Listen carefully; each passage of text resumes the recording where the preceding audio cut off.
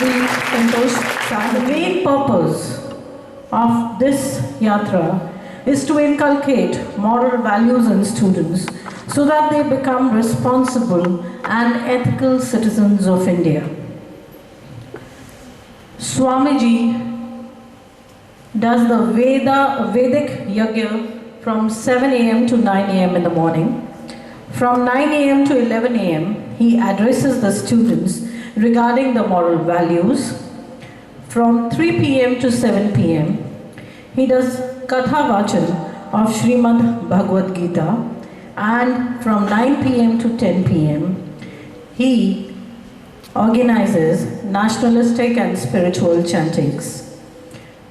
We are very honored today, sir, that you've come here to address the students. A big round of applause for Swamiji once more.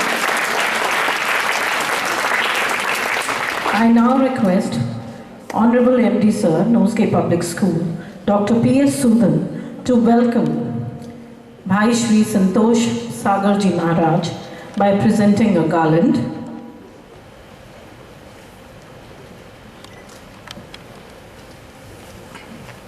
Thank you, sir. I now request Bhai Shri Santosh Sagarji Maharaj to address the students. भगवान की जय, श्रीमद् भागवत महापुराण की जय, पूज्य भाई श्री संतोष सागर जी महाराज की जय। मन बहुत गदगद है। आज माँ शारदा, माँ सरस्वती के मंदिर में आकर पूज्य भाई श्री संतोष सागर जी महाराज जब विद्यालय प्रांगण में प्रवेश कर रहे थे तो रास्ते में दोनों तरफ आप छात्र छात्राओं के तस्वीर लगे थे, जिसमें 95%, 97%, 99% तक के अंक। भाई श्री बहुत प्रसन्न होते हैं जब आप जैसे विद्यार्थियों की सफलता को देखते हैं। और उसके बाद में जब हम आगे बढ़े तो दोनों तरफ उन छात्र छात्राओं की तस्वीर लगी थी जिन्होंने विभिन्न क्षेत्रों में उच्च पद हासिल करके श्री गंगानगर और इस विद्यालय का गौरव बढ़ाया है। मैं उन सभी छात्र छात्राओं को सैल्यूट करता हूं, नमन करता हूं। ये सूचना मिली कि बीकानेर संभाग का ये सबसे अच्छा विद्यालय है जिसका नाम है नोसगे, जिसको कहते हैं फूलों का गुलदस्ता। आप सब राष्ट्र का भविष्य हैं। आप जब खिलते हैं तो पूरे राष्ट्र में पुष्प खिलते हैं। और बहुत सुंदर नाम रखा है आदरणीय निदेशक महोदय ने। बड़ी गौरव की अनुभूति हो रही है आप सबके बीच में आकर। जो आसन पर विराजमान हैं राष्ट्र के एक युवा संत परम पूज्य भाई श्री संतोष सागर जी महाराज। आपने पूरे देश में 200 से ज़्यादा रामकथा, श्रीमद् भागवत कथा, शिव महापुराण जैसे कार्यक्रम प्रस्तुत करके लोगों को धर्म की राह दिखाई है, धर्म का मार्ग दिखाया है। इतनी कथाएं करने के बाद में आपके मन में एक विचार उत्पन्न हुआ कि बहुत कथाएं की हैं। अक्सर कथाओं में 50, 60, 70 वर्ष के लोग आते हैं। वाइश्री के मन में ये विचार उठा कि इनको परिवर्तित करके इनमें एक परिवर्तन लाकर मैं वो कार्य नहीं कर सकता जो राष्ट्र को एक सद्मार्ग दिखा सके, एक अच्छी राह दिखा सके। तब आपके मन में कुछ ऐसा करने का विचार आया कि मेरा जो एक संत धर्म है, मेरा एक कर्तव्य है, मैं उसका निर्वहन तभी कर सकता हूं जब राष्ट्र के बच्चे संस्कारित हो, युवा पीढ़ी जो हमारे राष्ट्र का भविष्य है वो सही मार्ग पे आए। बच्चों, आप सब जानते हैं कि जो वर्तमान में जो युग चल रहा है ये विज्ञान का युग है, जिसमें हमारे सामने ऐसी ऐसी चीजें हैं जिनका उपयोग करके हम समय का बहुत अच्छा उपयोग नहीं कर पाते हैं। हालांकि भाई श्री हमेशा कहते हैं कि ये गोल्डन पीरियड है, ये जो वर्तमान युग है ये एक स्वर्णिम युग है जब बच्चे इतनी सुविधाओं के बीच में, इतनी चकाचौंध के बीच में भी 90, 95, 99% तक अंक प्राप्त करते हैं। जबकि आज से 40, 50 वर्ष पूर्व, 30 वर्ष पूर्व तो ये मोबाइल, ये टीवी, ये फैशन का दौर नहीं था। उस समय केवल हमारा लक्ष्य रहता था पढ़ें, कमाएं या सोए, भले अपनी जिंदगी को जिए। लेकिन इतने सब भौतिकतावादी चीजों के बीच में अगर आप 90 से 100% अंक प्राप्त करते हैं तो निश्चित रूप से आप देश के हीरे हैं, आप डायमंड है, भाई श्री हमेशा कहते हैं। तो आपने एक संकल्प किया कि सनातन धर्म यात्रा पूरे राजस्थान में, हालांकि पहले मन में था कि देश में, लेकिन उन्होंने सोचा कि अपने प्रदेश से इसकी शुरुआत की जाए, जिसमें प्रातः वैदिक यज्ञ जो हमारी सनातन धर्म की आधार है, हमारे ऋषि मुनियों ने, संत महात्माओं में वैदिक यज्ञ के माध्यम से पूरे दुनिया में राष्ट्र कल्याण की, विश्व कल्याण की कामना की। प्रातः आप 7 से 9 बजे तक वैदिक यज्ञ करते हैं, उसके बाद में 9 बजे से 11 बजे तक जिस क्षेत्र में आपकी सनातन धर्म यात्रा पहुंचती है, उस क्षेत्र में जाकर विभिन्न विद्यालयों में जाकर नन्हे मुन्ने बच्चों और युवाओं को मोटिवेशन करते हैं, यानी आपको प्रेरणा देने का प्रयास करते हैं कि आपका जीवन सुंदर कैसे बन सकता है। शिक्षा के साथ साथ आप अपने परिवार, अपने समाज, अपने राष्ट्र के लिए अच्छा कैसे कर सकते हैं, ऐसा प्रयास भाई श्री करते हैं। उसके बाद में दोपहर 3 बजे से 7 बजे तक श्रीमद् भागवत कथा ज्ञान यज्ञ के माध्यम से हमारे जो समाज के लोग हैं उनको ये कर्तव्य बताते हैं कि आप अपने बच्चों को संस्कारित कैसे कर सकते हैं, हमारा धर्म क्या है, हमारा कर्तव्य क्या है। और रात्रि में राष्ट्रवादी भजनों के माध्यम से एक ऐसा सकारात्मक माहौल पैदा करने का प्रयास करते हैं जिससे हमारे पूरे दिन की जो परेशानियां हैं उससे हम निकल कर आध्यात्मिक माहौल में जाकर अपने जीवन को सुखमय और शांतिमय बना सके। ऐसी सुंदर सनातन धर्म यात्रा आपने शुरू की। नववर्ष के प्रथम दिवस बीकानेर से ये सनातन धर्म यात्रा शुरू हुई और आज द्वितीय पड़ाव में श्री गंगानगर में आपका चतुर्थ दिवस है। और आज आप सबके बीच में आकर भाई श्री अपने आप को गदगद महसूस कर रहे हैं, गौरवान्वित महसूस कर रहे हैं। मैं ज़्यादा वक्त नहीं लूँगा, आप सब भाई श्री को सुनना चाहते हैं। मैं परम पूज्य भाई श्री संतोष सागर जी महाराज के पावन श्री चरणों में नमन करते हुए आपसे निवेदन करता हूं कि इन नन्हे मुन्ने बच्चों को, इन गुलदस्तों को और ज़्यादा महकाने का प्रयास करें अपने अमृत वचनों से। पूज्य भाई श्री संतोष सागर जी महाराज। जन्मांधस्य यतन्वया वितरतश्चार्थे स्वभिज्ञस्वराट् तेनै ब्रह्महृदाय आदिकवये मुह्यन्ति यत्सूरयः तेजो वारिमृदां यथा विनिमयो यत्र त्रिशर्गो मृषा धाम्ना स्वेन सदा निरस्तकुहकं सत्यं परं धीमहि सच्चिदानन्दरूपाय विश्वोत्पत्त्यादिहेतवे तापत्रयविनाशाय श्रीकृष्णाय वयं नमः। कृष्णाय वासुदेवाय हरये परमात्मने प्रणतः क्लेशनाशाय गोविन्दाय नमो नमः। गुरुर्ब्रह्मा गुरुर्विष्णु गुरुर्देवो महेश्वर गुरुर्साक्षात् परब्रह्म तस्मै श्री गुरवे नमः। राम। सभी को मेरा प्यार भरा नमस्कार। जय श्री कृष्ण। आदरणीय सुदन सर और नोज के मैनेजमेंट ग्रुप, पधारे हुए सभी विशिष्ट अतिथिगण और मेरे प्यारे प्यारे नन्हे नन्हे गुलदस्ते की तरह महकते और मुस्कुराते हुए बच्चे। तो कई बच्चे मैं देख रहा हूँ बड़ी टेंशन में बैठे हैं। टेंशन हो रही होगी ना कि सर खाने के लिए आ गए हैं। टेंशन तो नहीं हो रही है ना कि आधे घंटा ये सर खाएंगे हैं। तो मैं तो, आप सब पढ़े लिखे लोग हैं, तो मैं तो कुछ आपसे जानने के लिए आया हूँ, मिलने के लिए आया हूँ। 1 साल का एक छोटा सा संकल्प मैंने किया है ईश्वर की सद्प्रेरणा से कि मैं इस 1 वर्ष में कम से कम 1 लाख बच्चों से मिलूं, जुड़ूं और उनकी भावनाओं को जानूं और उनसे कुछ सीखूं। आदमी किसी भी उम्र में सीख सकता है। तो कुछ बातें मुझे आपसे करनी है। जीवन जो होता है, वो बड़ा अनमोल होता है। खूब आपने मम्मी पापा और गुरुजनों से ऐसा सुना होगा।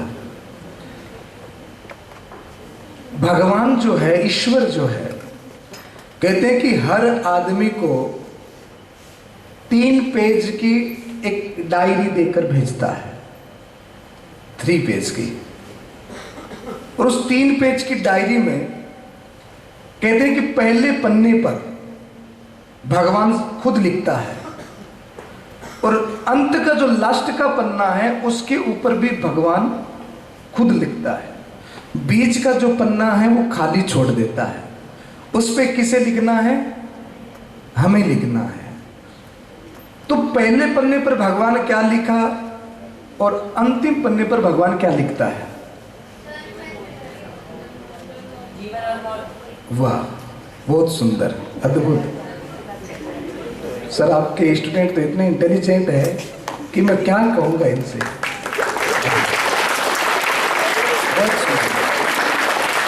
मैं अक्सर कहता हूँ कि आज के बच्चे जो हैं वो बिल्कुल डायमंड हैं, बस उनकी ऊर्जा को सही दिशा में लगाने की जरूरत है। तो पहले पन्ने पर भगवान ने लिखा जन्म और लास्ट पन्ने पर लिखा मृत्यु, और बीच का पन्ना जो है उसे क्या कहोगे?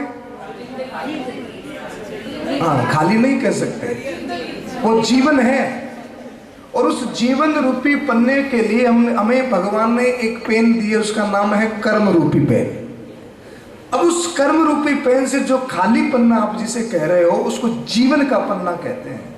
अब उस कर्म रूपी पेन से उस पन्ने पर अपने को लिखना है। अब क्या लिखना है? उसके लिए परमात्मा ने हमको स्वतंत्रता दी है। भारतीय आदमी से ज्यादा कोई उपयोगी नहीं हो सकता। भारत का आदमी खुद उपयोगी है ही है, अपितु वो हर चीज का उपयोग करना भी जानता है। आपको पता है हमारे यहाँ पर जब नई टी शर्ट लाते हैं, उस टी शर्ट को पहनेंगे और उसमें छेद आ जाएगा तो हम फेंकते नहीं हैं, उसको नाइट के लिए रख लेते हैं कि अब छेद हो गया तो नाइट में पहनेंगे। अब वो नाइट में पहनने लायक भी नहीं रही तो हम फेंकते नहीं हैं। नहीं, पोछा नहीं, डायरेक्ट पोछा नहीं, पहले होली के लिए रखते हैं कि नहीं है? तो पहले पहनी, फिर नाइट के लिए, फिर होली के लिए, और फिर भी उसको रखते हैं पोछे के लिए। तो इससे ज्यादा उपयोगी और कौन होगा बताओ? तो अपने को इतना उपयोगी बनने के लिए जीवन में एक सही दिशा की जरूरत होती है, एक सही मोटिव की जरूरत होती है, और वह सही दिशा आपके जीवन की दशा को बदल सकती है। आपकी ऊर्जा को जागृत करके उसको सही दिशा में लगाना। एक कोई गुब्बारा बेचने वाला था, तो कोई छोटी सी बच्ची उसके पास में आई और बच्ची ने आकर गुब्बारे वाले से कहा, सर ये गुब्बारा उड़ता है? बोले हाँ उड़ता है। बोले ये नीला वाला भी उड़ता है? बोले हाँ नीला वाला भी उड़ता है। सर ये पीला वाला भी उड़ता है? बोले हाँ पीला वाला, ये भी उड़ता है। हर गुब्बारा उड़ता है। उस व्यक्ति ने उस बच्ची को समझाया कि इसमें उड़ने में गुब्बारों के रंग का कोई महत्व नहीं है। रंग से गुब्बारा नहीं उड़ता है, गुब्बारा उड़ता इसलिए है कि उसके अंदर में हवा भरी हुई है, और जिस गुब्बारे के अंदर हवा है उसका रंग चाहे कैसा भी हो वो उड़ेगा ही उड़ेगा।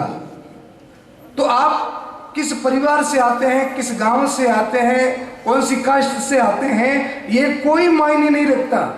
ये सब ढोकलेबाजी है। अगर आपके अंदर ऊर्जा है, आपके पास में सही दिशा है, तो आपको उड़ने से कोई रोक ही नहीं सकता। आप निश्चित उड़ेंगे ही नहीं, आपको उड़ने से कोई नहीं रोक सकता।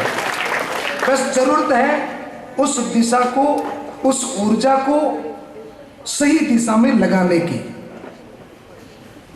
तो मैं कुछ ऐसी बातें आज आपको बताने के लिए आया हूं जिनसे आप अपने जीवन में बहुत सुंदर सा परिवर्तन कर सकते हैं, जिससे आप अपने सुंदर जीवन को और अमूल्य बना सकते हैं। तो निश्चित आई नीड योर अटेंशन। बिल्कुल आप ध्यान से सुनेंगे मेरी बात को, क्योंकि ये जो 20-30 मिनट का आपके लिए समय है, अगर इस समय का आपने उपयोग कर लिया, शांति से सुन लिया और इसको समझा, तो निश्चित आपके जीवन में एक बहुत बड़ी क्रांति हो सकती है, आपके जीवन में बहुत बड़ा बदलाव हो सकता है। आप जानते हैं जिंदगी में सबसे ज्यादा वेलफेयर क्या होता है? एक ऐसा वेलफेयर जो अपने जीवन को बदल दे।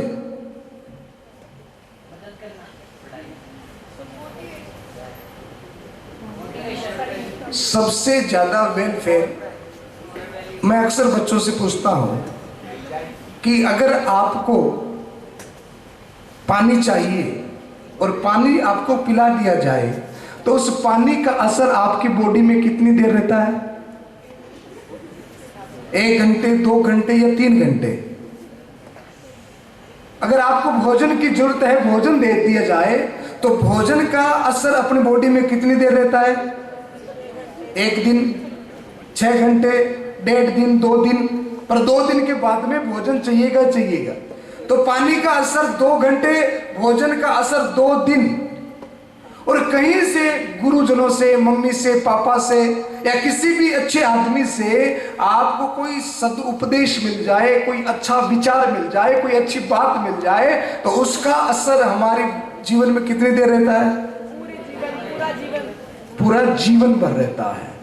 तो कहीं से हमको अच्छा विचार मिल जाए तो इससे बड़ा वेलफेयर हमारे लिए कोई दूसरा नहीं हो सकता है। एक वेलफेयर, एक वाक्य आदमी के जीवन को परिवर्तन कर सकता है। निश्चित आप नौज के जैसे स्कूल में पढ़ रहे हैं, सुदन सर जैसे आपके गार्जियन हैं, तो निश्चित आपके जीवन में, मैं अभी जब स्कूल में एंट्री किया तो मैंने बाहर देखे बड़े बड़े होल्डिंग लगे हुए, बच्चों के मार्क्स देखे, मैं हैरान हो गया। यहाँ से सिलेक्टेड बच्चों की सर्विस जोन को देखा, बड़ा अच्छा लगा। तो मैंने सोचा कितने होनहार बच्चे, होनहार टीचर यहाँ पर हैं, तो मैं उनसे क्या कहूँगा, क्या उनको मोटिवेशनल स्पीच दूंगा? वो अपने आप में इतने मोटिवेशनल है, इतने होनहार हैं, तो उनको क्या बताऊंगा? मैं इस 1 साल की यात्रा को लेकर इसलिए निकला हूं कि आज आप लोग नर्सरी से लेकर, कोई MBA कर रहा है, कोई IIT कर रहा है, कोई LLB कर रहा है, आप हाई एजुकेशन को प्राप्त कर रहे हैं और निश्चित आपको किसी को कुछ बनना है, किसी को कुछ करना है, किसी को आगे बढ़ना है। तो उस आगे बढ़ने के पीछे, उस बनने के पीछे आपका मोटिव क्या है? आपका लक्ष्य क्या है? आप क्यों बनना चाहते हैं? आप क्यों पढ़ाई कर रहे हैं? आप क्यों कुछ बनना चाह रहे हैं? आपका मोटिव क्या है? माँ बाप का नाम रोशन करने के लिए। तो माँ बाप का नाम पहले से रोशन नहीं है क्या? हाँ, हमारा मोटिव जो है, हमारा लक्ष्य जो है वो सुंदर हो, अद्भुत हो, और उस सुंदर लक्ष्य को बनाने के लिए कुछ सूत्र हमारे महापुरुषों ने हमको दिए हैं, और उनमें से एक एक सूत्र भी अगर हम पकड़ लेते हैं तो हमारा मोटिव जो है, पढ़ना, सक्सेस, ये सारी चीजें हैं, पर इनके पीछे हमारा मोटिव क्या है, इस चीज को हमें जानना है, इस चीज को हमें मानना है। हमारे जीवन को एक सही दिशा देनी है, और उस सही दिशा को देने के लिए जो वैदिक सूत्र हैं, जो भगवत गीता के सूत्र हैं, उन कुछ सूत्रों को मैं आपके सामने रखना चाहता हूं।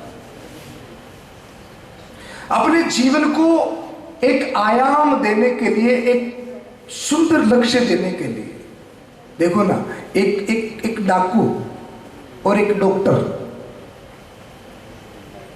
डाकू जब आता है हाथ में छुरी लेकर आता है, डॉक्टर जब ऑपरेशन करने के लिए आता है तो क्या लेकर आता है? छुरी लेकर आता है, कोई हथियार लेकर आता है। तो दोनों का हथियार एक जैसा है, दोनों काम पेट चीरने का ही करते हैं। डाकू भी पेट चीरता है और डॉक्टर भी पेट चीरता है, और मजे की बात तो यह है कि दोनों ही मुंह ढक कर आते हैं। डाकू भी मुंह ढक कर आता है और डॉक्टर भी मुंह ढक कर आता है, पर एक तो काम कर रहा है जान लेने का, और दूसरा वाला काम कर रहा है जान बचाने का।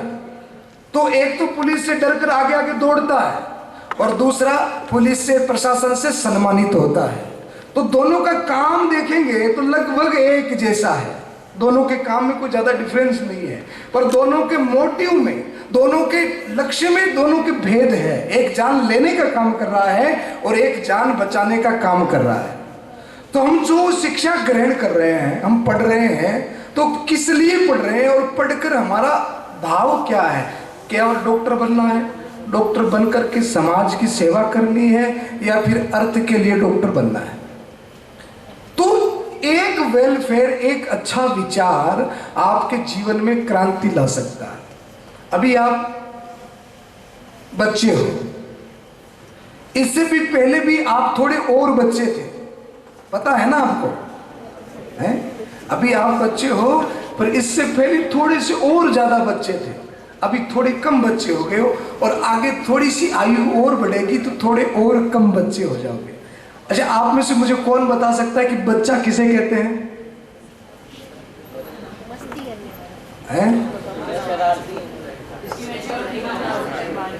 जिसकी मैच्योर थिंकिंग ना हो।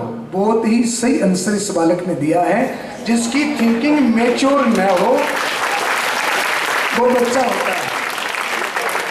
अब मैं आपको एक और बताऊं, बच्चा किसे कहते हैं? बोले जिसको बचा बचा के रखा जाए। बच्चा किसे कहते हैं? खाओ, यहाँ मत जाओ, ये मत बोलो। कभी स्कूल में टीचर समझाते हैं, कभी घर पे मम्मी समझाते हैं, ये मत करो, ये गलत है, ये पढ़ाई कर लो, ये कर लो, वो कर लो। बात बात पर जिसको बचा बचा के रखा जाए उसे क्या कहते हैं? उसे बच्चा कहते हैं। तो आप पहले थोड़े और बच्चे थे, जिस समय आप एक छोटे से खिलौने के लिए, आपके घर में 4-5 साल का बच्चा होगा ना, छोटे छोटे खिलौने के लिए रोता है ना, बोलो, छोटे छोटे खिलौने के लिए वो बच्चे रोते हैं। और उनको वो खिलौना मिल जाए तो उनको ये लगता है कि मानो हमें जिंदगी की सारी खुशियां मिल गई। 5 साल के बच्चे को जो खिलौना चाहिए वह खिलौना उसे लाकर दो, उसे ये लगता है कि मुझे सब कुछ मिल गया, अब कोई शेष नहीं रहा। अच्छा, वही 5 साल का बच्चा जब 15 साल का हो जाता है, मैच्योर हो जाता है, अब उस बच्चे को वही खिलौना लाकर दो, वो खेलता है क्या? जिस खिलौने के लिए आप कभी रोते थे, आज आपको वही खिलौना मिल जाए तो क्या आप वैसे ही खुश होंगे जैसे पहले हुआ करते थे? अब आपको उसमें इंटरेस्ट नहीं है, अब आपको वो अच्छा नहीं लगता। क्यों? क्योंकि अब आप थोड़े से मैच्योर हो गए हैं, थोड़ी सी आपकी थॉट थिंकिंग थोड़ी सी बदल गई है। अब आपको पता है कि यार ये तो 5 रुपए का मिट्टी का खिलौना, इससे मैं क्या करूंगा, ये तो बच्चों की खेलने की चीज है। आप अपने आप को थोड़ा सा मैच्योर और बड़ा समझने लग जाते हैं। अब आपका इंटरेस्ट किस में है? बोले अब तो भैया बढ़िया सी साइकिल हो, है, बढ़िया सी बाइक हो, और बढ़िया हेयर कटिंग की हुई हो, और बढ़िया ब्रांडेड शूज और कपड़े हो, है कि नहीं? अब हमारा इंटरेस्ट इसमें है कि अगर अपने को ब्रांड के शूज मिल जाए, वो कपड़े मिल जाए, बढ़िया साइकिल मिल जाए, और 2-4 घंटे मम्मी का मोबाइल मिल जाए, बस अब अपना अपनी लाइफ सेट है। पर एक बात बताएं, इससे जब आप थोड़ा सा और मैच्योर हो जाते हो, आज से 10 साल बाद में जो मैच्योरिटी आपके अंदर आनी है, जो थिंकिंग में आपके बदलाव आना है, 15 साल बाद में आपको ये चीजें भी फीकी लगने लगेगी। हमारे सामने ललित सर, संजीव सर बैठे हैं, लखोटिया जी बैठे हैं, आप बड़े बड़े पद पर हैं, आप एजुकेशन डीएसपी हैं। अब इनको कोई कहेगा कि आप ये इधर से ये कटिंग करवा लो और आप ये 3 जगह से फटी हुई जीन्स पहन लो, तो ये कहेंगे क्या आप मूर्खों की जैसी बातें कर रहे हो। अब इनको ये अच्छा नहीं लगेगा। क्यों? क्योंकि अब इनकी थिंकिंग में और मैच्योरिटी आ गई है, अब और बदलाव आ गया, अब इनको उन चीजों में इंटरेस्ट नहीं रहा। तो मैं हर बालक से ये कहता हूं, हर बच्चों से ये कहता हूं कि जो मैच्योरिटी 15 साल बाद या 20 साल बाद में आनी है, आज समय की बड़ी रफ्तार है, आज पैसे का महत्व नहीं है, धन का महत्व नहीं है, आज हर आदमी के पास में पैसा है। आज सबसे ज्यादा कीमती कोई चीज है तो वो है समय। और एक दिन भी अगर हमारा व्यर्थ का जाता है तो आप निश्चित मानिए उस समय की भरपाई आप पूरे जीवन भर नहीं कर पाएंगे। तो मैं हर बालक से ये कहता हूं कि 35 की उम्र में आप अभी जिस पड़ाव में है ना, हमारे वैदिक प्रणाली में इस चीजों का नॉलेज रखना आपके जीवन में बड़ा काम आएगा। हमारी वैदिक प्रणाली में जीवन को 4 भागों में बांटा गया है। 4 भाग हैं जीवन के। उसमें सबसे पहला भाग है ब्रह्मचर्य का, दूसरा भाग है गृहस्थ का, तीसरा वानप्रस्थ का और चतुर्थ संन्यास का। इन चीजों को आप समझिएगा, आपके जीवन में बड़ा काम आएगा ये सूत्र। तो अपन अभी बात करते हैं सबसे पहले सूत्र की, जो कहते हैं ब्रह्मचर्य का। ये ब्रह्मचर्य का क्या होता है पता है?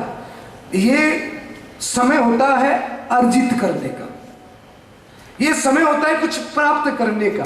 ये समय वो है जिसमें आप अतुल्य बल, अतुल्य ज्ञान प्राप्त कर सकते हैं। और मैं गारंटी देता हूं कि जिस बच्चे ने अपने जन्म से लेकर के 25 साल तक की उम्र को संभाल लिया, उसकी कदर कर ली, तो आगे के 75 साल उसके लिए पूरे गोल्डन होंगे अगर इन 25 सालों की कदर करें। और जिसने इन 25 सालों की कदर नहीं की, कदर समझे है ना, कदर किसे कहते हैं? हाँ, वैल्यू। अबे हम तो अंग्रेजी स्टूडेंट है नहीं, हम तो हिंदी और संस्कृत पढ़े हैं?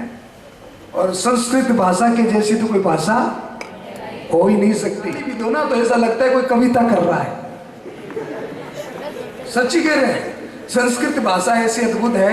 अरे आप किसी को हिंदी में कहो एक कुत्ते, तो उसको बड़ा बुरा लग जाएगा, पर आप यही बात उसको संस्कृत में कहे ए स्वान, उसको ऐसा लगेगा जैसे कोई मेरी तारीफ कर रहा है।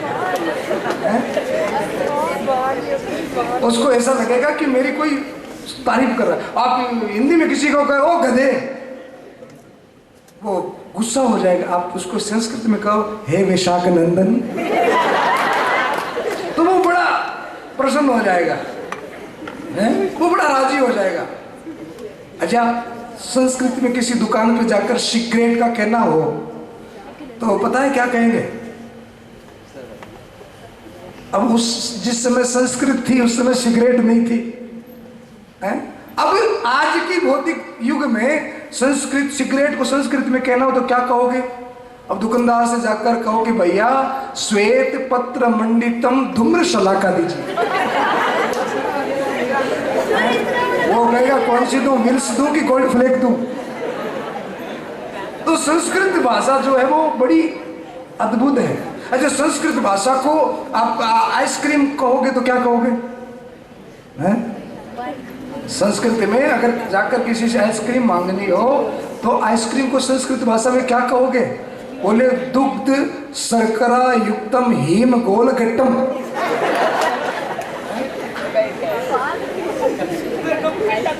अब आप कहोगे नहीं नहीं मुझे तो मैंगो फ्लेवर चाहिए, आम वाली आइसक्रीम चाहिए, तो आप क्या कहोगे? बोले आम्र दुग्ध शर्करा युक्तम गोलगट्टम। इतना कहोगे उतने में आइसक्रीम पिघल जाएगी। इतना बोलोगे उतने में आइसक्रीम पिघल जाएगी। हमारा जो जीवन है ना वो आइसक्रीम के जैसा है। आइसक्रीम मिली है, अगर आप उसका उपयोग नहीं करोगे तो आइसक्रीम क्या होगी? पिघल जाएगी। तो हमारा जीवन भी कुछ न कुछ कई मायनों में आइसक्रीम का जैसा है। अगर आप इसका इस्तेमाल नहीं करोगे तो ये जीवन भी पिघल जाएगा। तो इसका सदुपयोग करना है। अच्छा, कहते हैं बड़े बड़े लोगों से मैंने सुना है कि जीवन जो है ना वो आइसक्रीम के जैसा है, बहुत जल्दी पिघल जाता है, इसलिए जितनी करनी है मौज कर लो। क्या करनी है? आप सब मौज करना चाहते हैं? मौज कौन कौन करना चाहता है? अरे बाप रे, 2-4 जने। अब देखा देखी में सबने हाथ ऊपर कर लिए। सब मौज करना चाहते हैं, पर एक उदाहरण और दे दूं मैं आपको। जीवन आइसक्रीम के जैसा है, वो पिघल जाती है, जीवन भी पिघलता है। पर मोमबत्ती भी पिघलती है। आइसक्रीम का पिघलना अलग होता है और मोमबत्ती का पिघलना अलग होता है। आइसक्रीम पिघलती है अपने हेतु और स्वार्थ के लिए, और मोमबत्ती पिघलती है दूसरों के जीवन में प्रकाश करने के लिए। अब आपको ये सोचना है, ताली 3 ही बार बजती है हो, ऐसे एक साथ गड़गड़ गड़गड़ नहीं होता है, बस इतना ही होता है। तो हमें जीवन जो है ना वो आइसक्रीम के जैसा बनाना है कि मोमबत्ती के जैसा बनाना है।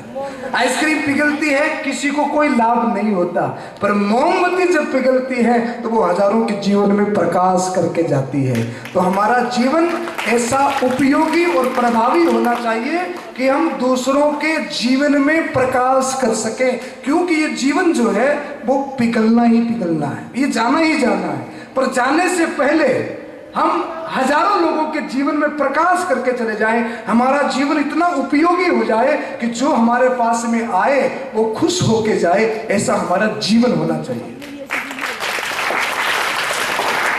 इसलिए कहता हूं कि पिघलने से पहले पहले अपने जीवन से प्रकाश करो, क्योंकि जीवन समाप्त होना। वो एक छोटी सी बात याद आ गई। एक कोई मौसी और भांजा, मौसी और भांजा दोनों साथ साथ रहते। मौसी की उम्र थी 60 साल, भांजे की उम्र थी 30 साल, दोनों साथ साथ रहते थे। अब घर में जो 2, 4, 5 बच्चे और थे ना, तो उनकी शादियां हो रही थी। शादियां होती तो मौसी भांजे को यूं कोनी लगा लगा कर कहती कि अगला तेरा नंबर है। घर में शादी होती है, बच्चा बड़ा हो जाता है, तो घर की दादियां, नानियां, मौसियां कहती कि नहीं कहती, इसकी शादी हो रही है, अगला 13 नंबर है। तो आजकल के युवकों को ये बात बड़ी बुरी लगती है जब शादी की बात करते हैं। भाई क्या क्या शादी लगा रखे, अभी शादी करने की उम्र थोड़ी है। और घर में जो भी शादी होती है, मौसी कोनी लगाती, अगला 13 नंबर, अगला 13 नंबर। बच्चा बड़ा परेशान हो गया। एक दिन घर में डेथ हो गई, कोई मर गया, मौसी पास में खड़ी थी, भांजे ने कोनी लगाई, मौसी अगला 13 नंबर, अगला 13 नंबर। तो मेरे कहने का मतलब है कि ये जीवन जो है ना, ये पिघलना ही पिघलना है। तो इस जीवन के मूल्यों को हमें समझना है। हमारा जीवन इतना उपयोगी हो, हमारे जीवन में इतना धैर्य हो, हमारे जीवन में इतना साहस हो, पराक्रम हो। ब्रह्मचर्य की जो आयु है, आप अभी एजुकेशन लाइफ में हो, पढ़ाई कर रहे हो, और ये जो उम्र है ना आपकी, मुझे कोई बेनिफिट नहीं है। मैं यहाँ कहाँ बीकानेर से चलकर आपके पास आया हूँ, आपको बातें बता रहा हूँ, मेरे को कोई बेनिफिट नहीं है। मैं किस लिए आया हूँ? क्योंकि मुझे मेरे राष्ट्र से प्रेम है, मुझे मेरे धर्म से प्रेम है, और मुझे प्रेम है मेरे भारतवर्ष के बच्चों से। इसलिए मैं आपके पास आया हूँ। और मैं चाहता हूँ कि भारत का हर एक बच्चा समृद्ध हो, ज्ञानी हो, पराक्रमी हो, ऊर्जावान हो। और आपके अंदर ये ऊर्जा, ये पराक्रम, ये जो आपके 25 साल है ना, ये मोस्ट इंपोर्टेंट है। अगर आपने इस समय को गंवा दिया तो मैं आपको निश्चित कहता हूं, आपके अगले जो 75 वर्ष होंगे वो आपके दुखमय होंगे, कष्टमय होंगे। इसलिए हर एक युवा को 35 वर्ष की आयु तक एक पर्याप्त सफलता, पर्याप्त धन प्राप्त कर लेना चाहिए, एक ख्याति, एक नाम प्राप्त कर लेना चाहिए। स्वामी विवेकानंद के बारे में कौन कौन जानते हैं? निश्चित आप सब लोग जानते हैं। ये आगे जो बेटी आप नहीं जानते? तो आपने कहा तो नहीं। एक्चुअली क्या है कि मैं थोड़ा सा नीचे बैठ गया, तो ये लाइट जो है ना वो मेरी आंखों के ऊपर पड़ रही है, तो आपका जो फेस है वो पूरा मुझे ठीक से दिखाई नहीं दे रहा है। और जब फेस दिखाई नहीं देता है ना, तो कई बार क्या है, डीएसपी साहब बड़ा गड़बड़ घोटाला हो जाता है। जब अब ठीक है, सामने जब कोई बात कर रहे हैं उसका फेस नहीं दिखे तो गड़बड़ घोटाला हो जाता है। एक बार कोई दूल्हा शादी में बैठा था, शादी हो रही थी, शादी में दुल्हाई कहते हैं ना उसे, अब क्या कहते हैं? दूल्हा। तो दूल्हा शादी में बैठा था। आपको पता है सनातन धर्म में एक रीत होती है सिंदूर भरने की, जानते हो? सिंदूर भरने की रीत होती है। तो दूल्हा जो है वो अपनी पत्नी के मांग में से सिंदूर भर रहा था। उतने में कोई वीडियो कैसेट वाले भाई साहब ने लाइट का वो मरकरी को उसकी आंखों पर फेंक दिया वीडियो लेने के लिए, और जो ही दूल्हे की आंखों पर लाइट पड़ी तो कहते कि दुल्हन के पास उसकी सहेली भी बैठी थी। अब वो सिंदूर कहीं भरना था और भर कहीं दिया। अब लेने के लिए गया किसी को और लेकर आ गया किसी को। तो कई बार क्या होता है कि लाइट पड़ने से गड़बड़ हो जाती है। तो स्वामी विवेकानंद के बारे में सुनिए। 36 इयर्स उनकी डेथ हो गई। कितने साल जिए? 36 वर्ष। और उन 36 वर्षों में उनका पराक्रम देखिए। आज पूरे विश्व में ऐसी कोई कंट्री नहीं है जहां पर स्वामी विवेकानंद को न जाना जाए और स्वामी विवेकानंद को न पढ़ा जाए। ऐसी कोई कंट्री नहीं है। तो वह संभावनाएं, सुभाष चंद्र बोस के अंदर जो काबिलियत थी,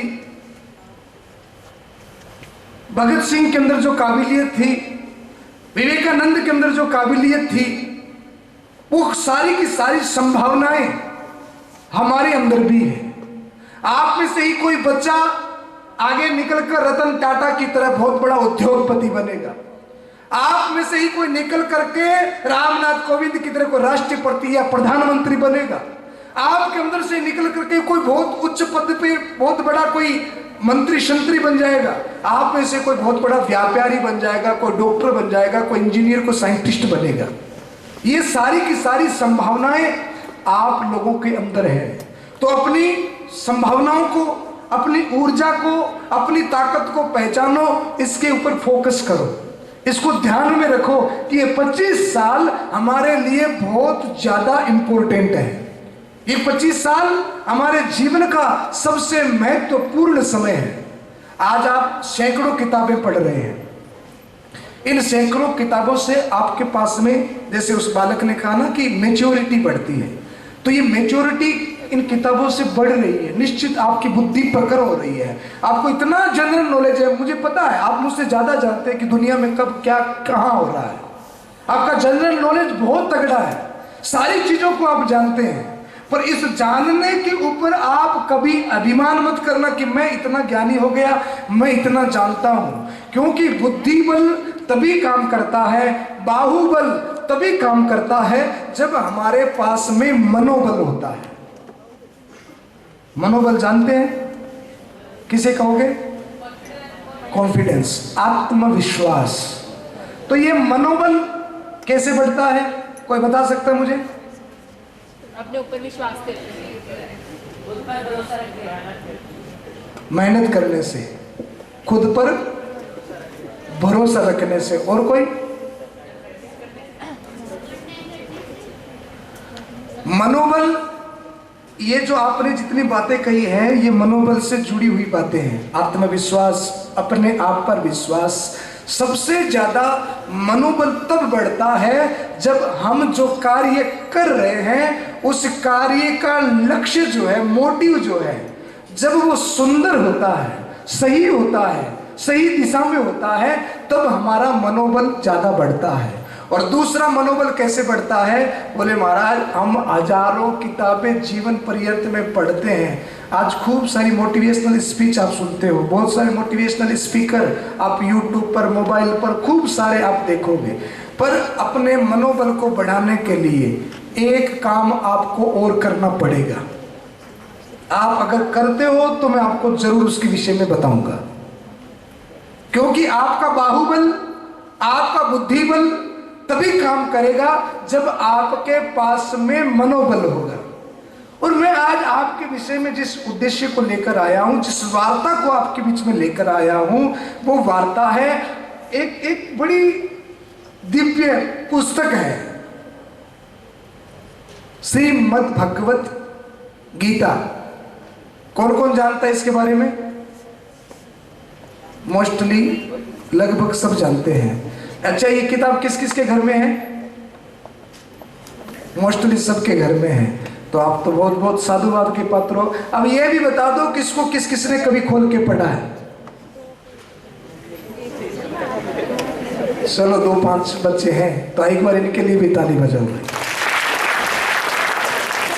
अब एक बात और सुनिए, ये किताब मैं इसका प्रचार कर रहा हूं, आप ये मत समझ लेना कि ये कोई प्रेस है जहां पे छपती है मैं बेचने के लिए आया हूं, हैं? और ये भी मत सोचना कि मेरी लिखी हुई है।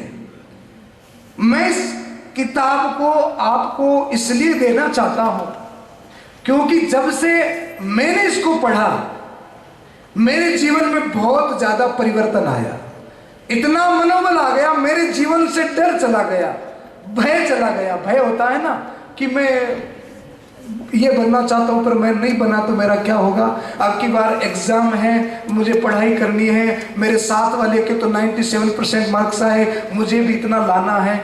आपका जब एग्जाम होता है, परीक्षा आती है तो घबराहट होती है क्या है? किस किस को होती है? सबको होती है। क्यों पढ़ते नहीं हो क्या है? पढ़ाई नहीं करते हो?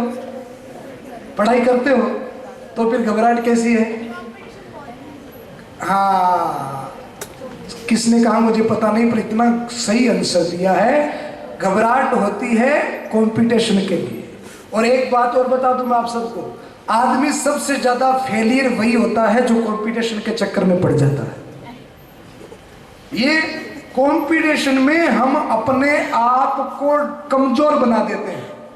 ये स्पर्धा जो होती है ना, ये अपने आप को कमजोर बनाती है। अरे उसने 89 लाया ना तो मेरे को 91 लाना है, आ लो तुम्हारी तो सुई 91 पे अटक गई। आने थे तुम्हारे 96, 97, 98 पर तुमने अपना टारगेट क्या बना लिया? 91 क्या बना लिया? तुमने खुद ही अपने आप को बांध दिया, तुमने खुद ही अपने आप की योग्यता को, प्रतिभा को रोक दिया। अरे 89 लाना था और तुमने एक थिंक बना ली, एक सोच बना ली कि मुझे 91 लाना है, समझ लो वहीं पर तुमने अपने आप को बेड़ियों में जकड़ दिया। तुम्हारे 96 आने थे, तुम्हें 99 लेना था पर तुमने उसके साथ में स्पर्धा करके अपने आप को उसके साथ में जोड़ दिया, तुम वहीं बंद गए। स्पर्धा करनी है तो किसी दूसरे के साथ में मत करना, स्पर्धा करनी है तो अपने आप के साथ में करना। मुझे अपने आप से आगे निकलना और ऐसा मनोबल कि आपको जीवन में कभी घबराहट ना हो, कभी आपको डर ना हो, और आप अपने जीवन में जो लक्ष्य आपने सोच लिया वो आपको प्राप्त होगा। और एक बात मैं बहुत पते की आपको कह देता हूं, आपके पास में डायरी पेन हो तो इस बात को लिख कर लिख लेना, आपके जीवन में बहुत बड़ी काम आएगी। हमेशा लक्ष्य जो है वो बड़ा रखना। लक्ष्य क्या रखना है? बड़ा रखना है। हमारे गुरुदेव कहा करते थे कि अगर आदमी का लक्ष्य आसमान होता है तो पेड़ की जितनी ऊंचाई तो प्राप्त कर ही लेता है, पर जिसका लक्ष्य ही पेड़ हो तो वो क्या करेगा? वो धरती पर ही रेंगता रहेगा। इसलिए लक्ष्य कैसा हो? बड़ा लक्ष्य हो। और उस बड़े लक्ष्य को प्राप्त करने के लिए आप चाहते हो कि हमारे जीवन में कोई भय न हो, घबराहट न हो, और हमारे जीवन में कैसी भी परिस्थिति आ जाए हमारे मन को मोड़ न सके, हमारी दिशा को मोड़ न सके। इसलिए मैं आज आप सबसे एक निवेदन करने आया हूं। ये मद भगवत गीता, अभी सुदन सर से हम बैठे थे, वार्ता कर रहे थे, आपने बताया कि मैं कोई यूनिवर्सिटी में गया, यूएसए में गए साथ, तो वहां पर उस यूनिवर्सिटी में मैंने भगवत गीता को देखा। तो मैं आपकी जानकारी के लिए बता दूं, 128 देशों में, हर यूनिवर्सिटी में उसकी भाषा में, चाहे वो चाइनीज है, फ्रांसीज है, इटालियन है, हर एक भाषा के अंदर भगवत गीता हर यूनिवर्सिटी में पढ़ाई जाती है। और हम लोगों का सौभाग्य है कि ये भगवत गीता सनातन धर्म ने दी है, ये भगवत गीता भारतीय संस्कृति ने दी है। आज विश्व की सबसे बड़ी संस्था नासा में अगर किसी वस्तु के ऊपर, किन्हीं ग्रंथों के ऊपर, किसी किताब पर रिसर्च होता है तो वो किताब है वेद और भगवत गीता। ये कोई साधारण किताब नहीं है, या किसी साधारण आदमी के द्वारा भी लिखी नहीं गई है। यह वह किताब है जो स्वयं भगवान कृष्ण ने लिखी है। किसने लिखी है? भगवान कृष्ण ने लिखी है। भगवान वो युग पुरुष हुए कृष्ण वो युग पुरुष हुए जो हर परिस्थिति में मुस्कुराते रहे। भगवान कृष्ण का सबसे बड़ा वेलफेयर क्या पता है? भगवान कृष्ण हमेशा मुस्कुराते रहे, कैसी भी परिस्थिति क्यों नहीं हुई, कितनी भी बड़ी परेशानी क्यों ना आई, कितना भी बड़े संकट क्यों ना आए, पर भगवान कृष्ण ने अपनी मुस्कुराहट को कभी छोड़ा नहीं। तो हमारे जीवन में एक ये कला भी होनी चाहिए कि हमारा जो चेहरा है वो हमेशा खिला हुआ रहे, हम हमेशा मुस्कुराते हुए रहे। टेंशन, डिप्रेशन जैसी चीजें, चाहे नंबर हमारे 99 आने थे पर 68 ही आए, उसमें घबराना नहीं, उसमें चेहरे का रंग मत बदलना, उसमें भी मुस्कुराहट रखना और प्रयत्न करना कि इस बार जो लॉस किया है उसकी भरपाई अगले साल डबल करनी है। ऐसा लक्ष्य रखना, कभी घबराना नहीं। और ये मुस्कुराने का जो तोहफा है ना, कई बच्चे मैं देख रहा हूं बड़े सीरियस होकर बैठे हैं। ये आईसीयू नहीं है, इतना सीरियस होने की जरूरत नहीं है। मुस्कुराहट। अच्छा आप एक बात बताओ, आपको खिला हुआ फूल पसंद है कि मुरझाया हुआ फूल पसंद है? खिला हुआ। तो आप ये मुरझाए हुए मत रहो, आप भी खिले हुए रहो, मुस्कुराते हुए रहो, क्योंकि हंसता हुआ चेहरा कोई भी मेकअप भी न किया होगा तो भी वो सुंदर लगेगा, और कितना भी मेकअप कर लो पर चेहरे पर मुस्कुराहट अगर नहीं है तो वो कभी सुंदर नहीं लग सकता। और भगवान ने केवल एकमात्र इंसान को ये गिफ्ट दिया है, कौन सा? जोर से बोलो, मुस्कुराने का। अब देखो ना, ऊंट को कोई कहता है कि हंसो, गधा तो कभी हंसता ही नहीं है। तो ये हंसने का अवसर, ये मुस्कुराहट का गिफ्ट भगवान ने किसको दिया है? मनुष्य को दिया है, हम सबको दिया है। इसलिए कितना भी डिप्रेशन हो, कितना भी नंबर मार्क्स ज्यादा आए कम आए, टीचर ने कुछ कह दिया, मम्मी ने कुछ कह दिया, कभी डिप्रेशन नहीं, कभी अपनी मुस्कुराहट को मत छोड़ना, क्योंकि वही तुम्हारा श्रृंगार है, वही तुम्हारा सबसे ज्यादा वेलफेयर है। कि मुस्कुराहट एक ऐसी चीज होती है, जब आप हंसता हुआ चेहरा कांच में देखते हैं तो आपका कॉन्फिडेंस पावर जो होता है, वो लेवल जो होता है वो तुरंत बढ़ जाता है। और वही आप लटका हुआ सा चेहरा अपने आप का ही देखते हैं ना, तो खुद ही डिमोलाइज हो जाते हैं, खुद ही थके से हो जाते हैं। इसलिए जीवन में अपने लक्ष्य को अंदर बहुत ऊपर रखना, और उस लक्ष्य को प्राप्त करने के लिए आप 1000 किताब जीवन भर में पढ़ते हैं। तो मैं आज आप सबसे निवेदन करने के लिए आया हूँ कि ये एक किताब भगवत गीता, जो आपके जीवन में बहुत बड़ा परिवर्तन ला सकती है। आज बड़े बड़े यूनिवर्सिटीज में इसको पढ़ाया जाता है, क्यों? क्योंकि ये मनोबल बढ़ाने का काम करती है। आज हम देखते हैं टेलीविज़न पर, अखबार में देखते हैं, बड़े बड़े हाई क्वालिफिकेटेड लोग, बहुत बड़ी योग्यता उनके पास, बहुत बड़े वो फेमस चेहरे हैं, फेमस फेस हैं, फिर भी आप देखते हो कि वो सुसाइड कर लेते हैं। देखते हो ना, बड़े बड़े हीरो को देखते हैं, बड़े बड़े डॉक्टर्स को देखते हैं, इंजीनियर्स को देखते हैं, फिर भी वो सुसाइड कर लेते हैं। पता है क्यों? उनके पास में नाम भी था, पैसा भी था, पद भी था, फिर भी उन्होंने सुसाइड कर लिया, क्योंकि उनके पास में एक चीज की कमी थी, वो थी कॉन्फिडेंस, आत्मविश्वास की, मनोबल की। तो ये मनोबल कैसे बढ़ता है? भगवत गीता से निश्चित आपका मनोबल बढ़ेगा। कहीं ना कहीं हमारे भारतीय संस्कृति में कुछ थोड़ा सा गलत हुआ, कुछ भेद कर दिया गया। भगवत गीता को केवल एक रिलीजन, एक धर्म से जोड़ दिया गया। मैं कहता हूं, मैंने कुरान का अध्ययन भी किया है, मैंने बाइबल का अध्ययन भी किया है, मैंने पुराणों का, वेदों का अध्ययन भी किया है, और ग्रंथों का अध्ययन करने में कभी किसी का कोई नुकसान नहीं हुआ। मैंने गुरु ग्रंथ साहिब को भी पढ़ा है। किसी भी धर्म ग्रंथ का अध्ययन करने से आपका कभी नुकसान नहीं होगा। धर्म ग्रंथ का अध्ययन करने से केवल मनोबल बढ़ता है, ज्ञान बढ़ता है, और सारे ग्रंथों का जो सार है, सारे ग्रंथों में जो बात लिखी हुई है, आज से 5000 साल पहले उन सारे ग्रंथों की बातों को भगवान श्री कृष्ण ने इस एक छोटी सी किताब में भर दिया, जिसका नाम है भगवत गीता। जो व्यक्ति इस एक किताब को पढ़ लेता है, याद कर लेता और समझ लेता है, जीवन में कोई और दूसरा धार्मिक ग्रंथ पढ़ने की आवश्यकता नहीं रहती है। यह वह ग्रंथ है जो आपके मनोबल को बढ़ा सकता है, आपके जीवन को एक ऊर्जा, एक दिशा दे सकता है। इसमें कोई धर्म की बात नहीं है, कोई एक फैक्ट नहीं है कि एक व्यक्ति विशेष के लिए कुछ लिखा हुआ हो।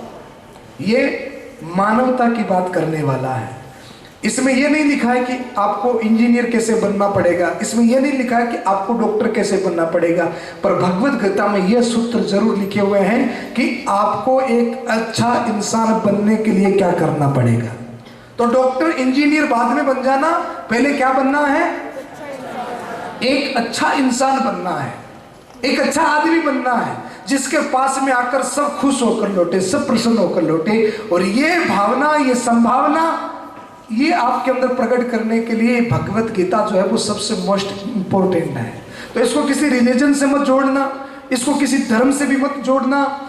ये नहीं है कि आप सुबह नहाकर मंदिर के आगे बैठ करके आसन लगाकर पढ़ो, नहीं, आपका जहां मन करे आप इसको पढ़ो। आपकी पार्टी भी पढ़ सकते हो, आप गाड़ी में सफर करते समय पढ़ सकते हो, आपको जब रात में, दिन में, नहाए बिना नहाए, बिस्तर पर, चेयर पर, जब आप अपने आप को कंफर्टेबल समझो तब इस किताब को आप पढ़ना।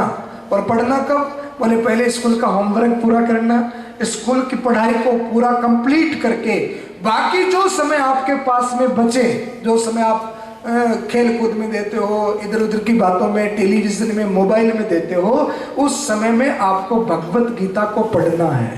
3 चीजें आप अपनी डायरी में लिख लो। एक तो आपको स्कूल की पढ़ाई समय पर करनी है, उसमें कोई कॉम्प्रोमाइज नहीं करना। स्कूल की पढ़ाई में कोई प्रकार का कॉम्प्रोमाइज नहीं, सबसे पहले वो चीज जरूरी है। दूसरी चीज है कम से कम 1 घंटे रोज शारीरिक परिश्रम करना। हो सकता है कि आप में से कुछ बहुत ज़्यादा पैसे वाले बच्चे हों, कभी एसी से बाहर भी नहीं निकलते हो, घर में ही घर में रहते हो, तो इससे आपका बहुत बड़ा नुकसान हो जाएगा। तो अपने जीवन में दूसरा नियम ये लेना कि कम से कम अपने को 1 घंटे हार्ड परिश्रम करना है। कितना हार्ड? बोले जो ये कपड़ा हमने पहन रखा है, ये टी शर्ट जो है वो हमारी पसीने से भीग जाए, उसको ऐसे निचोड़ना पड़े, इतना पसीना रोज 1 घंटे व्यायाम करके, दौड़ करके, खूब खेल कूद करके आपको पसीना बहाना है। तीसरा नियम, बोले तीसरा नियम रोज ज्यादा नहीं, 10 मिनट 15 मिनट 2 पेज खोल के इसके उनको पढ़ना है। उन 2 पेजों को, जैसे हमारे कल बहुत वेद प्रकाश जी ने, कल हम गए थे परफेक्ट एजुकेशन में, तो वहां पर वेद प्रकाश जी ने बड़ा एक सुंदर बच्चों को बताया कि आपको इसके, क्योंकि ये खुद भगवत गीता पढ़ रहे हैं, तो इन्होंने कहा कि मैंने भगवत गीता को पढ़ा तो एक बार के लिए मेरा सर ही चकरा गया कि इसमें क्या लिखा हुआ, समझ में नहीं आया। तो इनके समझ में नहीं आया तो आपके लिए भी थोड़ा सा कठिन होगा, पर इसमें इतनी रहस्य की, इतनी गूढ़ बातें लिखी हुई है जो आपके जीवन को बदल सकती है। तो रोज 2 पेज पढ़ना, 1 बार नहीं 2 बार पढ़ना। न समझ में आए तो गुरुजनों से पूछना, मम्मी पापा से पूछना कि इसमें क्या लिखा हुआ है। रोज 2-2 पेज पढ़ करके अभी जब छुट्टियां हो जाए तो इस पूरे भगवत गीता को याद करना, समझने की कोशिश करना। मैं आपको ये बात इसलिए कह रहा हूं कि ये भगवत गीता आपके जीवन में बहुत ज्यादा परिवर्तन कर सकती है।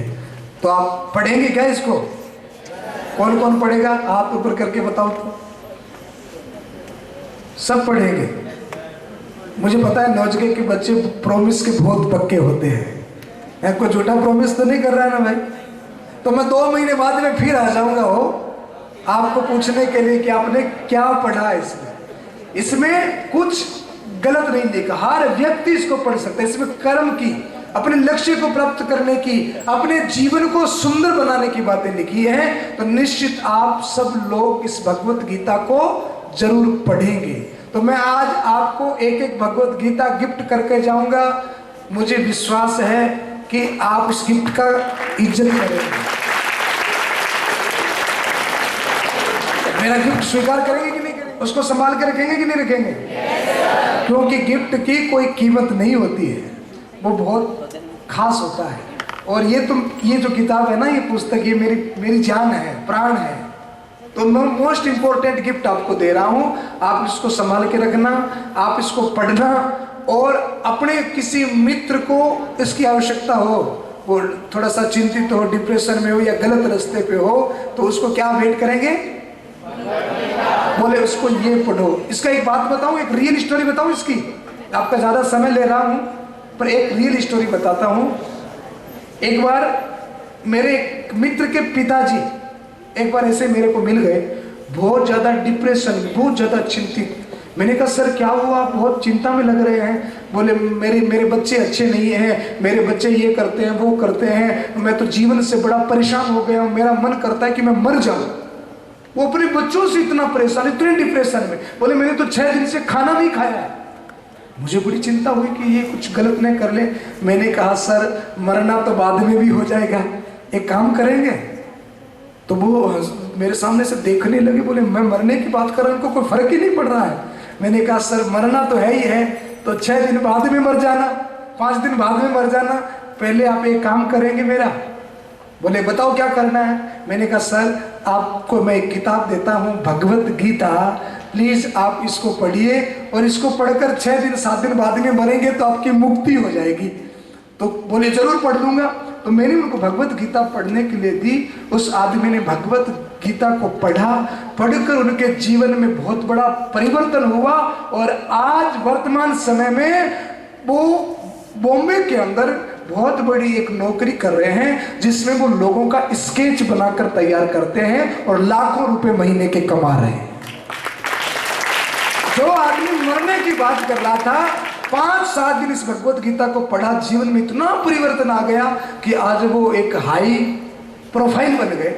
आज उनका पैकेज इतना बड़ा हो गया और जीवन में बड़े खुश हैं। तो इसलिए मैं आप सबसे हाथ जोड़ के निवेदन करूंगा कि इसको एक रिलीजन्स या धर्म से न जोड़ करके, ज्ञान से जोड़कर, एक दिव्य ऊर्जा से जोड़ करके अपने जीवन को मोटिवेशन देने के लिए आप सब भगवत गीता जरूर पढ़ें। और हम जैसे प्रचार कर रहे हैं अपने धर्म का, संस्कृति का, भारतीयता का, वैसे आप भी अपने कल्चर का, अपनी संस्कृति के ऊपर गौरवान्वित होवे, अपने धर्म की इज्जत करें, और भगवत गीता जो भगवान कृष्ण ने हमको दी है उस भगवत गीता का प्रचार करें। अच्छा एक बात और बता दो, लास्ट, भगवान कृष्ण से प्रेम कौन कौन करता है? सब लोग कर रहे हैं, पर भगवान कृष्ण आपसे प्रेम तब करेंगे जब आप भगवत गीता का प्रचार करेंगे। और ये मैं नहीं कह रहा हूं, भगवान श्री कृष्ण कह रहे हैं। इस भागवत जो किताब मैं आपको दे रहा हूं ना, इसका 134वां पेज, 134 का पेज निकाल कर पढ़ लेना। उस पर भगवान कृष्ण ने स्वयं ये बात लिखी है कि जो इस भगवत गीता का प्रचार करेगा, पढ़ेगा, वो मेरा सबसे प्रिय होगा। तो अब मेरे पास कहने को तो बहुत सारी बातें हैं, तो मैं अपनी वाणी को विश्राम दूंगा। टूटा फूटा जो मुझे आता था मैंने आपको बता दिया। और पुनः मैं सुदन सर का बहुत बहुत धन्यवाद करूंगा, नोज के ग्रुप का धन्यवाद करूंगा, और आप सब बच्चों के लिए मैं भगवान से प्रार्थना करूंगा कि आपका जो भी लक्ष्य है आप अपने लक्ष्य को प्राप्त करें और आपका जीवन बहुत ही सुंदर और खुशहाल हो। इसी के साथ जय श्री कृष्णा। श्री संतोष सागर जी महाराज ने बहुत ही सुंदर अमृत वचन आपको कहे हैं। अगर ये अमृत आपके अंतरात्मा में पहुंच गया तो बच्चों निश्चित रूप से आपका जीवन बहुत सुंदर बन जाएगा। और मैं पूज्य भाई श्री संतोष सागर जी महाराज से निवेदन करूंगा कि हमारे डायरेक्टर सर हैं, उनको मंच पे बुलाकर उनका सम्मान करें, उनको आशीर्वाद प्रदान करें दुपट्टा उठाकर। इसलिए उनका हमारे साथ आज नहीं हुआ।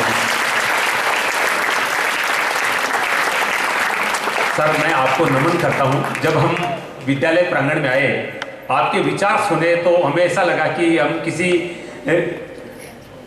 संत से बातचीत कर रहे हैं। इतने दिव्य विचार आपके हैं। आप बहुत भाग्यशाली हैं कि ऐसे व्यक्ति के सानिध्य में आपको शिक्षा प्राप्त हो रही है। ये निश्चित रूप से भाग्य से मिलता है। संत महात्माओं के दर्शन, अच्छे व्यक्तियों का मार्गदर्शन, ये बहुत बड़े भाग्य की बात है। आपको ऐसा विद्यालय, केवल ये भव्य नहीं है, मैं कहूँगा ये विद्यालय दिव्य है। और अपने आप में निश्चित रूप से हम बच्चों को वितरित करवाएंगे।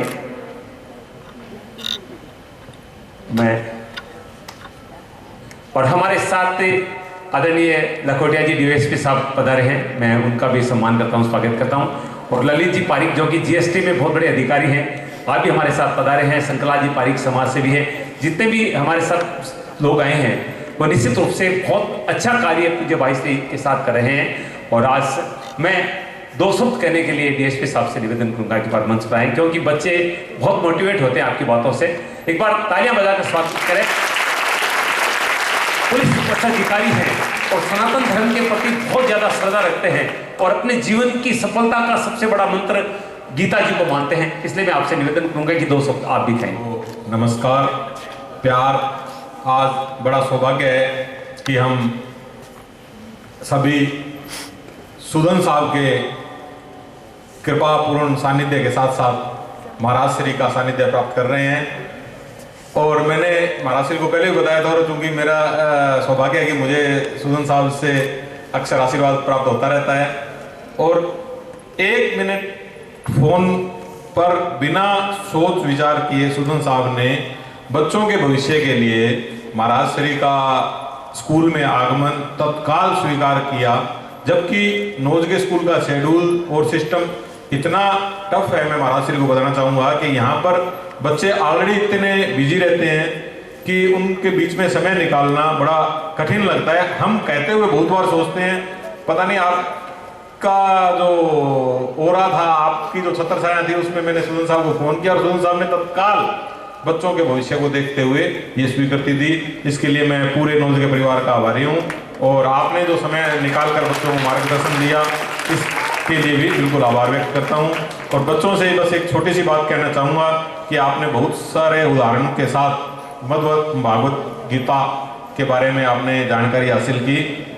मैं भी, जैसा महाराज श्री ने अभी बताया था, इसकी एक विस्तृत टीका आती है। ये एक प्रारंभिक पुस्तिका है। इसको एक बार जब आप पढ़ोगे तो इस पर आप हजारों लोगों ने इसकी टीका टिप्पणी व्याख्याएं अपने अपने तरीके से की है। वो जब आप इसको पढ़ना शुरू करोगे तो गूगल में और में देखोगे तो इंग्लिश, हिंदी सब भाषाओं में इसका विस्तृत विवरण आपको मिलेगा और समझने पढ़ने का बहुत बड़ा अवसर मिलेगा। महाराज श्री राम सुखदास जी की टीका साधक संजीवनी के नाम से बड़ी प्रसिद्ध है। और जैसा महाराज श्री बता रहे थे, जब मैंने पढ़ना शुरू किया तो मुझे भी यूँ लगा इतना कठिन और क्लिष्ट है, जबकि हम तो हिंदी भाषी रहे हैं और आप तो अंग्रेजी मीडियम से पढ़ने वाले लोग हैं, तो आपको थोड़ा और जोर आएगा। लेकिन उसके पढ़ने का तरीका यही है। रिटर्न गिफ्ट में एक संकल्प देना है कि चाहे 2 पेज प्रतिदिन, 5 मिनट से ज्यादा नहीं लगेंगे। एक बार पढ़ोगे, 2 बार पढ़ोगे तो 10 मिनट लगेंगे, 3 बार पढ़ोगे तो 15 मिनट लगेंगे। 2 पेज प्रतिदिन अध्ययन करना ही करना है। सुबह, शाम, दोपहर, जब भी आपको सुविधा हो। आपको महाराज श्री ने छूट भी दे दी, कोई पूजा करने की आवश्यकता नहीं है, कोई नहाने धोने की आवश्यकता नहीं है। जहां जैसी सुविधा हो, प्रतिदिन 2 पेज पढ़ोगे। और अगर पढ़ा हुआ फिर भी समझ नहीं आए तो अपने माता पिता से या जो घर में बुजुर्ग है या गुरुजन से इसको समझने का प्रयास करोगे। जब तक आपका ये पढ़ाई का दौर चलेगा, उससे बहुत पहले आप जीवन की जो मूल चीज है, मुख्य चीज है, जीवन जीने की प्रक्रिया से अवगत हो जाओगे और जीवन को सफल बनाने में कामयाब हो पाओगे, ऐसा मुझे विश्वास है। मेरी बहुत बहुत शुभकामनाएं। आज ये जो अवसर मिला, सुदन साहब ने जो अवसर दिया, आप इस बात को और लोगों तक फैलाएं। आप स्वयं जब पहले जीवन में धारण करेंगे गीता को, तो आप इसके प्रचारक स्वतः स्फूर्ति बन जाएंगे। बहुत बहुत शुभकामनाएं। Thank you. जब भारतीय सरकार ने जीएसटी को लागू किया था, तो एक ऐसा जो एक कर पद्धति थी जिससे बहुत सारे लोग परेशानी में आ गए थे। बड़े बड़े वकील हैं, बड़े बड़े अधिकारी भी परेशान हो गए थे। लेकिन कहते हैं कि जो सनातन धर्म से जुड़ा रहता है, जो गीता पढ़ता है, वो इस तरह की चीज़ों से घबराता नहीं है। और आदरणीय ललित पारिक जी ने बहुत अच्छा कार्य उस दौरान किया था। मैं आपसे निवेदन करूँगा, एक बार मंच पर आप आएँ जरूर। बहुत अच्छे अधिकारी हैं जीएसटी के, आपके श्री गंगानगर के हैं। और चूंकि बच्चे जो हैं वो अधिकतर आरएएस की लाइन में या आईएएस की लाइन में जाना चाहते हैं, तो 2 शब्द मैं आपसे निवेदन करूंगा कि प्रेरित करने के लिए बच्चों को कहें। हालांकि मैं आपसे ज़्यादा मिला नहीं हूं, लेकिन आपके व्यक्तित्व से मैं बहुत प्रभावित हुआ। स्कूल में जब आप आ रहे थे, जितने लोग रास्ते में मिले थे, सर को नमस्कार कर रहे थे, तो सम्मान उसी व्यक्ति का होता है जिसमें कुछ गुण होते हैं। तो मैं सर से निवेदन करके 2 शब्द आप जरूर कह देता हूँ। महाराज श्री को प्रणाम। और जो सुदन साहब हैं, ये मेरे भी गुरु हैं, उनको भी बारंबार प्रणाम। आपसे पहले हमें गुरुजी से शिक्षा लेने का अवसर मिला और उन्हीं के आशीर्वाद से जो कुछ हम हैं यहाँ हैं, ये सब उन्हीं का ही आशीर्वाद है, उन्हीं का ही पुण्य प्रताप है। और आज जो अवसर आपको गीता के लिए मिला है, ये पूरे जीवन के अंदर एक क्रांतिकारी परिवर्तन आपके जीवन में लाएगी। आप सबको बहुत बहुत शुभकामनाएं। इसको अवश्य पढ़ें और इसको अपने जीवन में अवश्य उतारें। धन्यवाद। अपना जो हाथ है गीता जी के साथ ऊपर उठाएं ताकि हम और सारी बातें हैं वो हृदय में उतर जाए और आप निश्चित रूप से अपने लक्ष्य को प्राप्त कर पाएं, ऐसी हम मंगल कामना करते हैं। मैं विद्यालय के जो शिक्षकगण यहाँ पर इस समय उपस्थित हैं उनसे निवेदन करूँगा कि अच्छा चलिए, विलंब हो रहा है, एक दुपट्टा डायरेक्टर सर को तो आप पहना ही दें। सुबन सर जी, आपके व्यक्तित्व से मैं बहुत ज़्यादा प्रभावित हुआ हूँ। मेरा सौभाग्य है कि आप जैसे व्यक्तित्व के आज दर्शन करने का सौभाग्य मिला है। दो शब्द आप भी कहें। पूज्य भाई श्री संतोष सागर जी महाराज, मेरे पास शब्द नहीं है कि किस तरह से मैं आपका धन्यवाद करूं।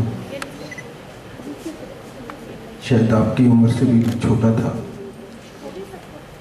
तो अक्सर जब मैं रेलवे प्लेटफॉर्म पर अंदर जाता था तो वहाँ पर गोरखपुर प्रेस वालों का एक स्टॉल हुआ करता था और मैं हर बार 16 नए पैसे की भगवत गीता खरीदता था, हर बार घर लाता था। उसके कई कारण थे। हमारी माँ 18 अध्याय वाले हर बार एक अध्याय का पाठ कर रखवाती थी। पड़ोस की महिलाएं आया करती थी और वो कथावाचन हुआ करता था। तो ऐसे परिवेश में पढ़ने से मुझे यह फ़ायदा हुआ कि कुछ अच्छी बातें मेरे कानों में पड़ी। हम जैसे जैसे ग्रो करते गए तब और महसूस हुआ, जब कई फिलोसफर्स को पढ़ा, कि जब भी हम दुविधा में होते हैं तो हमें गीता याद आती है। जब डॉक्टर राधा कृष्णन ने गीता का पूरे विश्व में, एक डॉक्टर राधा कृष्णन की बहुत बड़ी देन कि गीता को उन्होंने बहुत ही सरलता से समझाया। आपको किसी भी मंजिल तक ले जा सकती है ये गीता, जो आपको फ्रस्ट्रेट नहीं होने देगी कभी। गीता पढ़ने के बाद आप महसूस करेंगे कि आपकी सारी स्ट्रेस निकल गई है। गीता पढ़ने के बाद में आप एक अंदर से एक ताकत, एक विशेष अनुभूति, एक विशेष सुख, एक विशेष प्रसन्नता महसूस करेंगे। ये मैंने महसूस किया है। और महाराज ने जिस तरह से इतना सरलता से और इतनी अच्छी भाषा से जिस तरह से आज बच्चों को समझाया है, कोई महापुरुष ही कर सकता है। आपको बहुत बहुत धन्यवाद। एक रहस्य समझ में आ गया। डीएसपी साहब ने कहा था कि छोटे से निवेदन पर महाराज जी यहाँ पर पहुँच गए, आपने इजाज़त दे दी। जब आपने आत्मसात कर रखा है गीता जी को तो ऐसा कैसे नहीं मिलता। मैं कहूँगा कि दो संतों का आज मिलन इस मंच पे हुआ है और हम सब ने बहुत सुंदरता से इसको देखा है। तो अब हम इजाज़त चाहेंगे। बहुत अच्छा लगा आप सबके बीच में आकर और मुझे उम्मीद है कि आप पूज्य भाई श्री की बातों को आत्मसात करके अपने जीवन को सुंदर और दिव्य बनाएंगे।